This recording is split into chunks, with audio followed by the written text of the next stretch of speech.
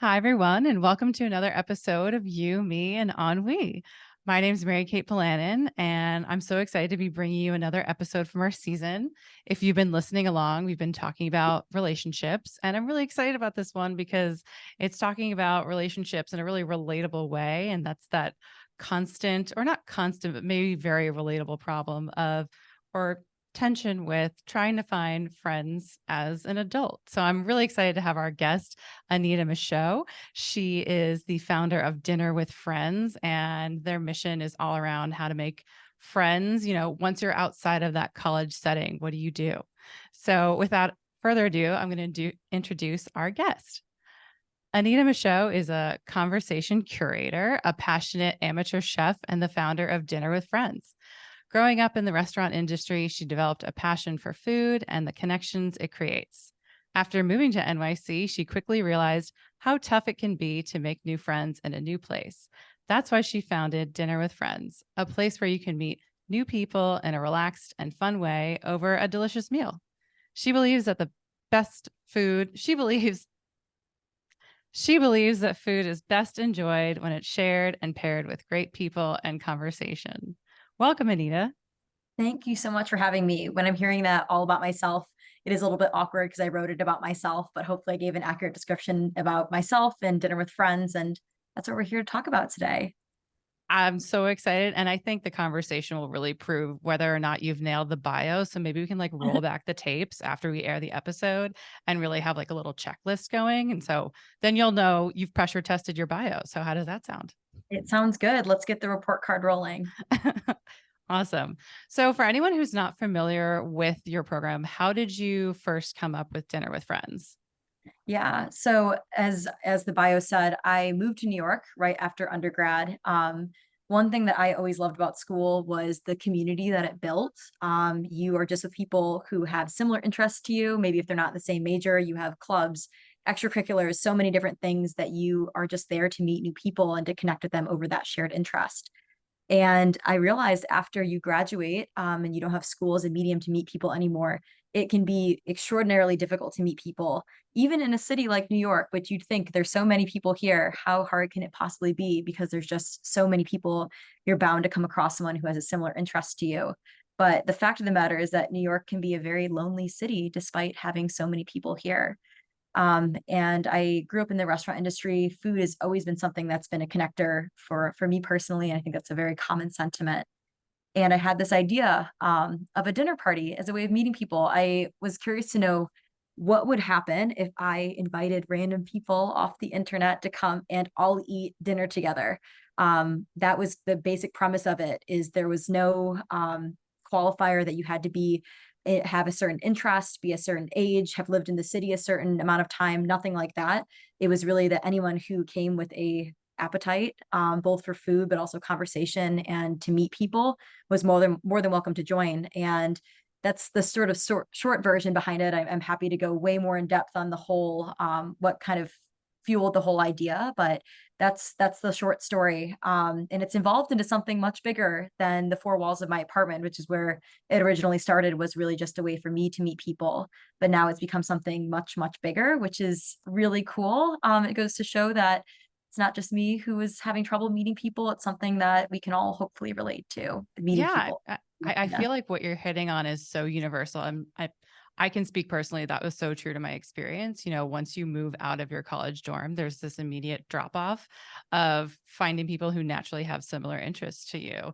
I remember when I got one of my first jobs in the city, my manager said to me point blank, New York is one of the loneliest cities. What plans do you have this weekend? And I was like, I don't know. I still have some friends from college, but it's interesting. What I'm hearing from your story is that you're going back to things that feel really natural to you. So you grew up in the restaurant industry. Food has really always been a part of ways that you relate to people. So you immediately went to food. I can share when I was, looking for new friends in the city. It took me a little while to think of it, but ultimately I realized I should probably join a local parish, join a church, and find people with similar values. So I'm curious, what made you, or not what made you choose food, but did it ever enter your mind, I grew up with food, maybe I should try something different? Or was it immediately, a aha moment, like I'm going to use food as a way to connect with people? Yeah, it's a great, great point. Really, what you're looking for is hopefully something that of interest that you can capitalize on, whether that's just to meet people or to build something bigger from it.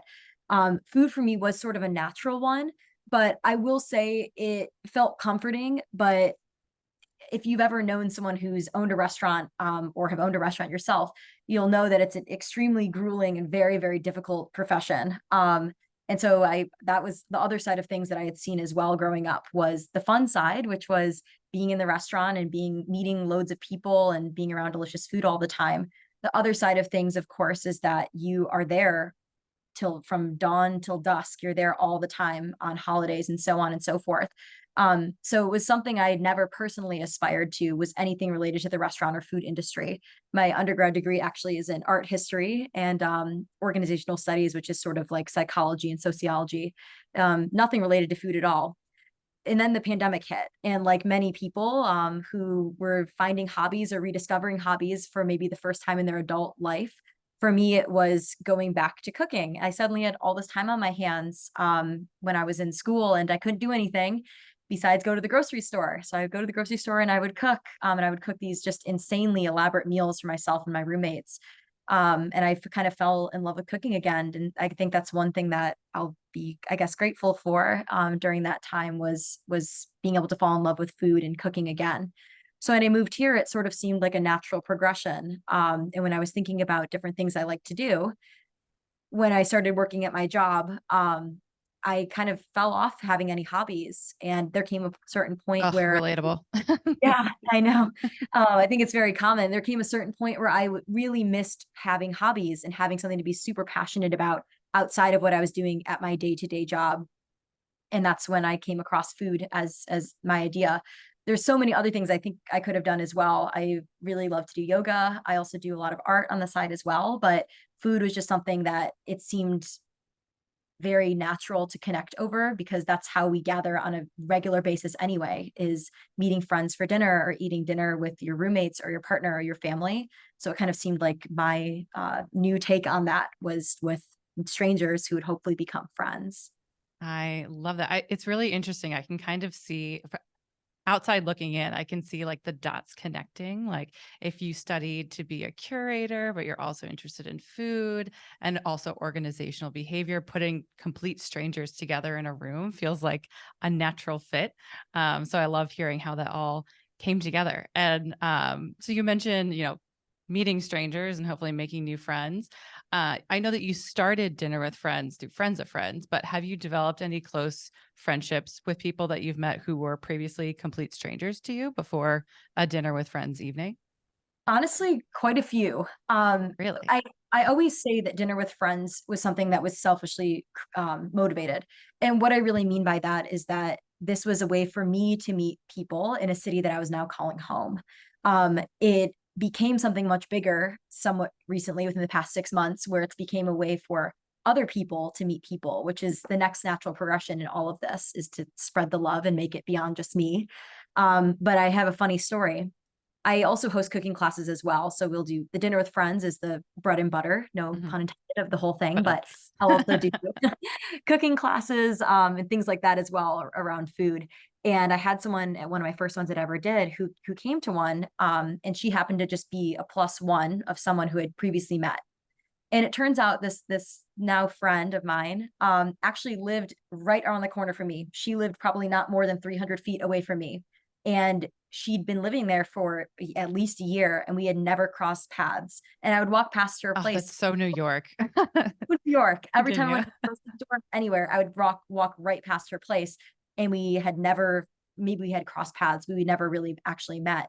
So it takes sometimes something as simple as a cooking class or something like dinner with friends to meet the people who live right next to you. So that was just one by proximity alone. That was kind of funny. And she's an amazing friend and a really good friend of mine now. But this is dinner with friends really is just designed to be the meeting place for these kind of interactions to happen.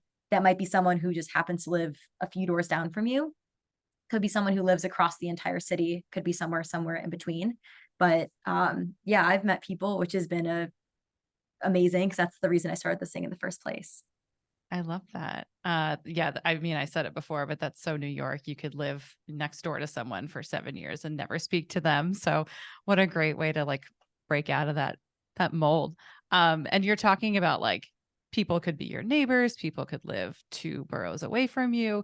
Have you noticed or have you ever put together a dinner with friends evening and thought, wow, this is a very interesting combination of people? And like, how did you feel about that? Or I guess what's like the wildest or most random assortment of guests that you had that you couldn't think of?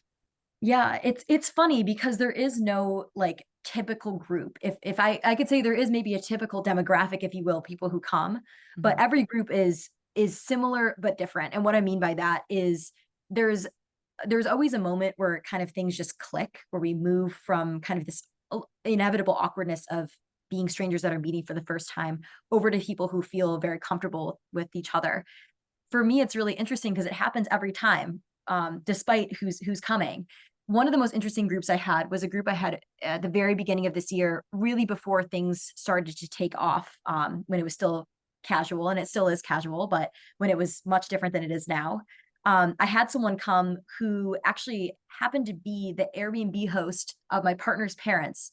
They had stayed with her one of the times they'd visit us in New York, and we had kind of somewhat kept in touch ish. And then she'd stumbled upon dinner with friends and come, not even knowing that it was me who had started it.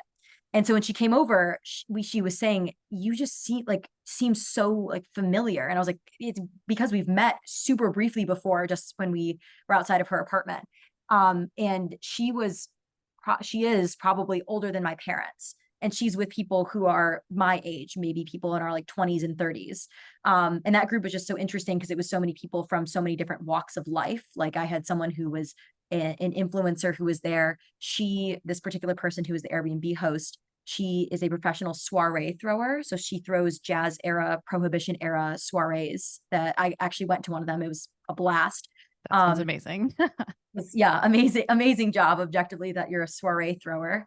But that was probably one of my most interesting groups, just because there were people from so many different walks of life, people in the performing arts, in the practical arts, in media now, and so on. But it's always just fun to see how we all kind of have this thing in common, which is that we want to meet new people, and this is just our way of doing it. And with that, of course, people who like food tend to come, so we're always swapping restaurant recommendations and so on. That's really interesting. Yeah, the more you speak about the kinds of people that you have, like there's a natural inclination to think that no one's going to have anything in common. But the more I hear from you, the more I hear the through lines of people who are interested in hospitality, naturally curious about other people, love food. So that's just what I'm hearing. And it sounds like such a rich conversation starter. And I love this trend that you're noticing of there's always a moment where like the switch kind of flips on the evening. Do you feel like that is a natural thing, or is there something that sometimes you might find that you do to help break the ice or move the conversation along? Yeah, it's a question I get all the time. It's a little bit different than what you're asking, but related is what are the conversation openers that you have? What do you have in your back pocket to keep conversation moving along? And I don't have anything. I have a little icebreaker I do at the beginning of the evening, and it's literally just to figure out where people are physically seated for the evening. And it's related to travel, and I have these plates with different cities from around the world. So all I say is go sit at a plate with a city that you want to go to or have been to. And then we go around and we say, I sat at London because of this, or I sat at Tokyo because I used to live there, but now I want to go here. And that's a natural conversation starter. I love to travel as well. So it's always fun to kind of hear where people have gone and where they want to go and so on. But I will say, I think that the reason I don't have to have these conversation prompts necessarily is because the type of person who's signing up for an experience like this, at the end of the day, you're eating dinner with a stranger that you've met off the internet, with other strangers who've also come off the internet. It's a bit of a crazy idea. Then there takes a certain personality type who's willing to put themselves out there. The other Totally. with this as well is that everyone comes alone. No, I don't really want people to come in a pair. Everyone comes completely solo. It takes a certain person again to be willing to put themselves out there like that. And because of that, I find that I don't really need to do too much because the people who are coming are the people who will move the conversation along. So it's sort of a self-fulfilling prophecy in that sense. You're getting out of the experience what you put into it. So I'm very lucky that I've always had just amazing groups. There's never been anything awkward, weird, never kicked anyone out. Hopefully it won't happen. But I think again, it's just people who are coming for the right reasons, which sounds very corny, but I think it's true. I love that. I was just going to ask, is there any sort of like pre-screening questionnaire that you have to make them fill out or, but yeah, do you pre-screen in any way? Yeah. And I think, I mean, part of it is we have to, right? Yeah. And I'll speak for just myself because there's other hosts that I have around New York City, but I think I can sort of speak for all of us as well. Part of the reason we have to screen is that one, we're hosting it in our homes. At the end of the day, we're taking on a level of risk by inviting people to come into our home. And most of us also host alone. And so we need to feel comfortable with the people that are coming over to our house, much like you would if you were just any other person inviting people over. And so because of that, there's a pretty rigorous kind of screening to even get into a dinner. Part of that as well is that just to manage the volume of interest. We have way more people who want to come, which isn't a great problem to have, than we have seats available, just due to the nature of these gatherings being pretty small. I host 10 people, including myself. That's just about the largest number of people we can host. But we have a screening process just really for safety for ourselves, but also for the safety of the other guests that are coming as well. We just really want to know a little bit about the people that are coming over. So we ask things like logistical, where do you live in the city? And we ask you to tell us a little bit about yourself. And some people write paragraphs on paragraphs. Some people just write like, I have a cat named Pickle. And I live with my roommate and things like that. We also ask for social media information and so on and so forth. So we can do a little bit of vetting and screening. It So yeah, sounds like the vetting that I do when I was doing online dating, I have to admit. So the fact that yeah, you've always had a positive experience and we could do a whole other podcast on the kind of experiences that a lot of people have had with online dating. So I just really give you credit for picking all the right people. If you've always had or mostly always had a good experience, that's just so incredible. yeah. I think maybe just a good judge of character could be part of it. I think the bigger reason though probably is that people who want to come are good people. You're willing to put yourself out there to try and find a new friend. So yeah, I've had good luck so far. Knock on wood. I'll hope it continues, but so far so good. That's awesome. So thinking like beyond dinner with friends, has this experiment changed the way that you friendship or community? Has it taught you anything about the world even outside of dinner with friends? Yeah, I feel like I could get so philosophical with this one. Oh, please do. Yeah. And going back to, what I was saying about having only amazing experiences, I think, again, there's self-selection in this as well. But part of it is that it's just a very human, it's probably the most human thing. I'm combining two of the most human impulses. One, this urge that we have to gather and be around other people, and this urge to eat. They're two kind of things together. But I think beyond that as well, it's the most human thing to want to find community, whatever that might mean to you, whether that's something that's in your immediate family, whether that's in a family that you have personally found. It could be in a parish, it could be at a dinner table, it could be at a yoga studio. At the end of the day, what we're really all looking for is people who love and accept us for exactly who we are. And that's what I'm ultimately trying to build and create with Dinner with Friends, is a safe space. Physically, that's where the vetting comes in, but also metaphorically, where you can be your true authentic self. So I've had people who come over and are using maybe their name that they want to be called maybe the first time in their entire life, using the pronouns they want to use as well. And that's something that is extremely important to me. And I always feel a little something exciting come up in me when I hear those kind of things happening or see those things happening at my table, because what that signals is that I've done my job as a host well, in that immediate experience there at the dinner table, but also more broadly, that means that I've created this community where people feel like they can be their true selves. So I guess that's my little philosophical spiel, is I think people are inherently good. People want to be seen by other people in the way that they want to be, whether that's how they're dressing or how they're showing up or showing up in the first place. And that can take place in many different forms. Just for me, it happens to be at a dinner table, but I find that I am always having more and more empathy, just as a result of these dinners that I'm hosting, because you really never know what people are going through. And it's something that seems so obvious, but it maybe isn't so easy to actually practice that on a daily basis, that we really never know um, what people are going through. People could have the biggest smile on their face ever, and they could be going through something really hard. And those kind of moments have come out through dinner with friends. So it's made me reflect a lot about what I am trying to build and also what my part in this is, especially as someone who is not from New York. I moved here. It's really amazing for me to be able to give back in this very special way, and create my own community as someone who's moved here. It's really important to me. I love that. And I love that you're, reflecting on ways that outside of dinner with friends, this experience has kind of changed the way that you approach other people. Switching gears a little bit from the philosophical to maybe the more practical, and kind of going back to the root problem that you're trying to solve is, cracking the nut on why it's so hard to make friends after college. Why do you think it's so hard beyond the reasons that we've discussed of like you're in a new environment, but let's say, for example, you're not the kind of person who would naturally sign up for a dinner with friends experience. Maybe that like you're an introvert and that's just not something that you would aspire to do, but you really do want to make friends, after college or just as an adult. From what you've learned with dinner with friends, what would you advise them to do? Or what tips could they keep in mind? Yeah. Something I try to always tell myself is, if it was easy, I would have already done it. So there's that. If it was easy to put yourself out there, you probably already would have done it.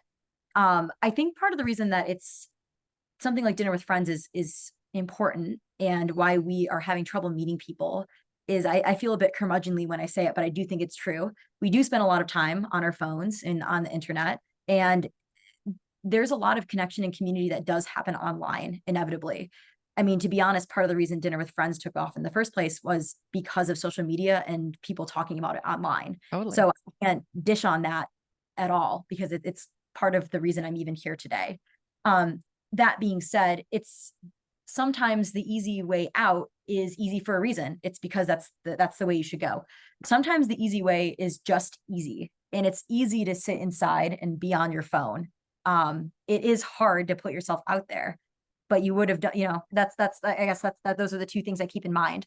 That being said, I think that when you have something that's genuinely interesting to you, whether that's something you're passionate about, doesn't need to be something you're good at, could just be something you're passionate about. Other people are attracted to that energy. Let's say you're really interested in reading, and you love to read, and you talk to other people about reading. I'm sure it's really evident, the people you're talking to, how much you love it, because you're so passionate about it. It's natural for it to come out. And I would just put yourself in a position where you're having those conversations with people who probably also like the same thing that you have. So that might be a bookstore that you just go to. And maybe that's just talking to the people that work there, because if they work at a bookstore, they probably really like books. Mhm. And maybe you go there once a week for a month. You might see a trend that you're seeing the same people there over and over and over again. And maybe one day you have a little bit of courage and you talk to that person that you're seeing. So I'm talking about it like it's incredibly easy, and it's not. But that's the very practical piece of advice that I do give is, if you love something, I just said bookstore, keep doing it over and over again, and put yourself in a position where you're meeting people who might also really be interested in that. And the chances are they probably also are looking for someone that they want to be friends with and talk to. So I think frequency is a big part of why school is such an easy way to meet people. Mm. When you're at school, you're there very frequently. You're in the same class. You're seeing the same people every single time. And at some point, usually you have a conversation with someone, it kind of snowballs from there. As an adult, the places that we go most often is work, and you have friends at work, but it is inherently very different than school. So start finding other places that you might find yourself frequenting. And that might be restaurants, bookstores, yoga studios. Those are just a few examples. But if you can find something that you like, again, doesn't mean you need to be good at it. You don't have to be an amazing yoga person to even just enjoy going to a studio. But if you Mhm. keep going, you'll probably start to find that you're seeing the same people there over and over again. And at some point, you'll inevitably have a conversation. So that's one of my practical tips that I tell people. I love that. I mean, I I feel like I can relate to your mindset. My mom used to call me just like she's like, "You're such a joiner, Mary Kate. Like you love to just like jump in." So I can't relate to like like I'm afraid to go up to people and talk to them, but I do know that they're out there. So I want to make sure that they feel heard in this conversation as well. Something else that I would, I have experience, but also would love to know your advice, or maybe you give this advice or these tips to people at your dinners. Do you have any ideas for like a follow-up strategy? So say someone goes to a dinner with friends and they make an instant connection with someone over traveling to Paris. How do you recommend, like, what's a good like follow-up strategy to make sure it doesn't fizzle out? Because I feel like I know from experience, like I've met someone, had a great conversation at an event, and then it just kind of fizzles. How do you recommend people avoid that?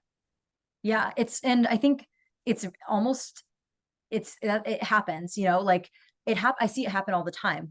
You're at somewhere, I'll say at my dinner for this example. You're having an amazing conversation, you're there, and I just hear time and time again from people as I'm leaving, and maybe they're just saying it because I'm the host and they want to be nice. Like, I had the best time tonight. Like, I'm going to tell everyone about this. This was just like completely unforgettable. And you feel that in the moment. The second you walk outside, you're on your phone, you're trying to figure out how you're going home. You're already thinking about, what am I going to do tomorrow? What's my work week look like? It's very easy to just, as amazing as something can be, have it completely slip your mind. So I tell people, if you want to do something, make a plan now. Make a plan now. It doesn't need to be that you're going to hang out tomorrow morning. It could be that next Saturday you have a plan that you're going to go to this dinner reservation, or you're going to go do X, Y, and Z. And if you make a plan before you leave, again, I'm saying it like it's super easy. That's probably the best chance you have at actually following through with it. Mm. The other thing I'll say on a related note as well is that it's it's hard to be the first one to do something, to put yourself out there, to approach someone, you know, and that sort of thing. But if we're all, it's almost like the bystander effect. If we're all just standing around waiting for other people to talk to us, who's going to talk in the first place? Mm. And that's where having just that little small amount of courage, it doesn't have to be something you're doing on a regular basis, right? But you can save up a little bit of courage for one day to actually make that little leap. It doesn't always have to be you putting yourself out there, but if you don't ever put yourself out there, it is a bit, it is makes it a bit hard. And the other thing too that I often tell myself and think to myself is, would I rather deal with like 10 seconds of embarrassment or have like an amazing experience or amazing friendship? And it's, when you think about it that way, it's sort of an easy choice. To me, it's, at least it's an easy choice. Hmm. I can either deal with the 10 seconds of awkwardness, they don't want to hang out. Okay, that's fine. But in the more likely chance that they actually do want to do something, now I've put myself through that, you know, small little challenge. Now I get to do something amazing. So that's something, just some food for thought to think about. Because I wouldn't say I'm naturally the most extroverted person either, to be quite honest. Hmm. Something Interesting. that's kind of interesting is that I don't really even know if I would sign up for something like dinner with friends, to be quite honest. Maybe I would. Really? I've been doing it for a while. When I first started it, though, I don't think that I would have done it, to be honest. So extroversion is sort of something you can grow into a little bit, I think. But it isn't always just right there, right front and center. So there's a little tidbit as well, is that even though I do this now really often, I'm hosting people all the time, and now probably would be that person to sign up for something like this. It wasn't always that way. But I wish I'd had the courage to do it a little bit earlier. Interesting. What appealed to you then about do you see a difference between being the host and being a guest as far as interacting with people? Like, did you see maybe like a divide between you and the folks who were joining? Is that what kind of initially appealed to you? I think for me, something like public speaking has always come very naturally. I think a lot of people have a lot of different strengths, and I have a lot of weaknesses. Public speaking, though, I will say, has been something that has always come very naturally to me, and it's never been something I've been nervous about or felt like I really have to prepare for. So when I thought about it that way, I was thinking, I've never really been someone who's been nervous about like giving a speech or something like that. It may be contextualized a little bit differently, as odd as it sounds. Also, part of it was that it was in my home. So it felt kind of like I was more in control. I was in control of the experience, of how long it would last, of how I wanted it to go. I was kind of in charge of who was coming, because I have to give people my address if I want them to come and so on. So because of that, I had a little bit more autonomy over the situation that I was in.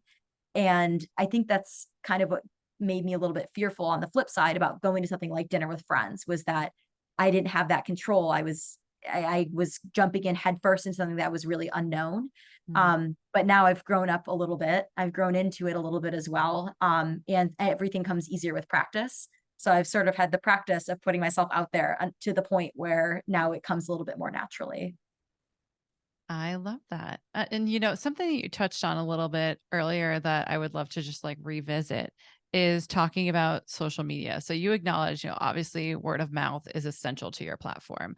And, we also talked about the downside of being glued to your phone, but do you see the role of social media, or how do you see the role of social media in forming new friendships? Whether it's, you go to a dinner with friends and you make sure you're following everybody on Instagram. Like, how do you see social media playing a role in those new friendships? I think it is really critical to it as well. Something though about like how I use Instagram is it's a really nice way for me to keep in very casual touch with a lot of people. And what I mean by that is part of getting older as well, is the fact that you just don't have as much time on your hands as you used to. You have more responsibilities and so on and so forth.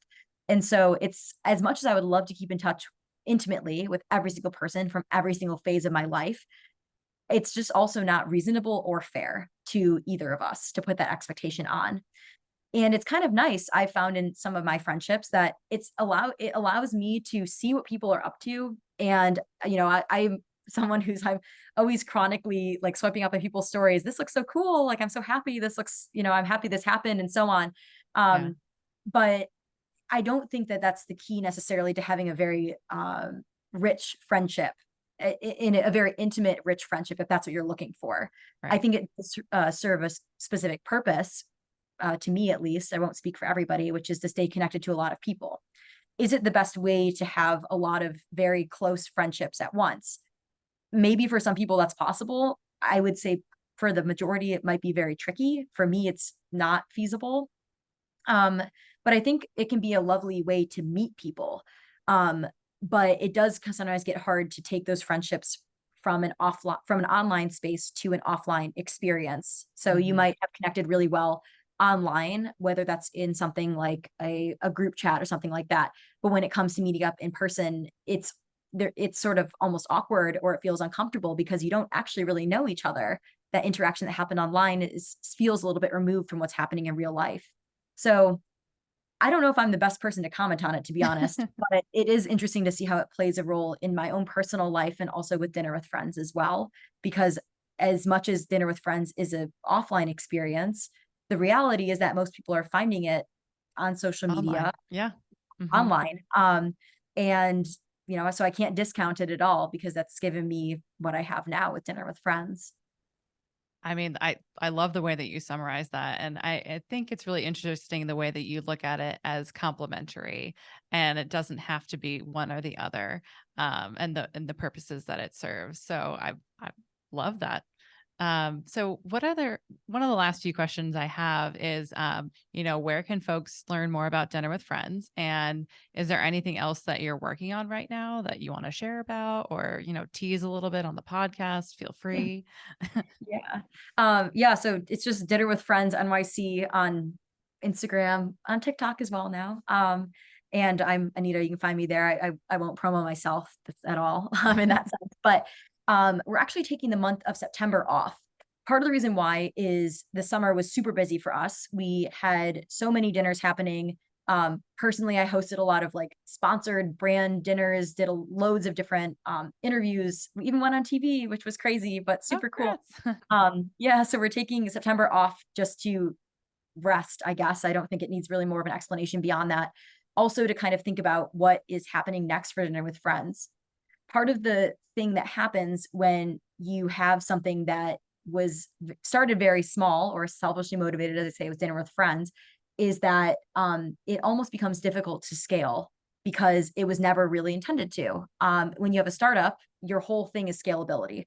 When you have something that's about human connection and meaningful friendship and doing so in a small way, it's very difficult to scale up. So we're taking this month to kind of think about how we can be extremely true to our mission and values, which are meeting people in a very chill, fun way over food, but also bring this a little bit bigger and bring it to more people. So Mhm. taking this month to kind of do a, I guess, strategic refresh, I would say. It sounds very clinical when I put it that way, though. Well, would you Um, say it's giving you a sense of, I don't know, ennui about the whole thing? I I think I would say that if you didn't take the words right out of my mouth. Um, but we have some exciting stuff coming up in October. One thing I've wanted to do for a long time is a larger scale event just to see, can this feeling that happens at these dinners of friendship and connection and kind of intimacy of being around other people happen on a larger scale, because they do run kind of counterintuitive to each other. So how would that happen? Can it happen? So thinking, if we do something with 40 people, how can we maintain that intimacy that comes with a small group? We have a few fun ideas that will be cooking up hopefully in October. But also just thinking about how dinner with friends can continue to grow, but stay very, very true to the reason that I started in the first place, which is meaningful connection and very intentional friendship. I love that. Can't wait to see what you guys come up with.